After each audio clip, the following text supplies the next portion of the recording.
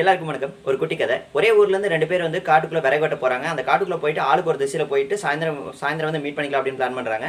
அதே மாதிரி ஆளுக்கு ஒரு திசையில் போகிறாங்க, சாயந்தரம் வந்து மீட் பண்ணுறாங்க. ஒருத்தனோட இன்னொருத்தனோட விறகு அதிகமாக இருக்குது. அதே சமயம் அவன் வந்து அவ்வளோ களைப்பாகாமல் இருக்கிறான். ஸோ இவன் வந்து அவன்கிட்ட கேட்குறான், எப்படி நீ வந்து இவ்வளோ அதிகமாக விறகு வெட்டியிருக்கேன்னு. இல்லை நான் ரொம்ப நேரம் வெட்டினேன் அப்படின்னு சொல்கிறான். ஸோ அடுத்த நாள் வந்து இதை நம்ம ட்ரை பண்ணி பார்க்கலாம் அப்படின்ட்டு இவனும் அதே மாதிரி பண்ணுறான். ஆனால் வந்து ரொம்ப நேரம் வெட்டினாலும் கூட சாயந்தரம் மீட் பண்ணும்போது பார்த்தா இவனோட விறகு வந்து அவனோட விட கம்மியாக தான் இருக்குது.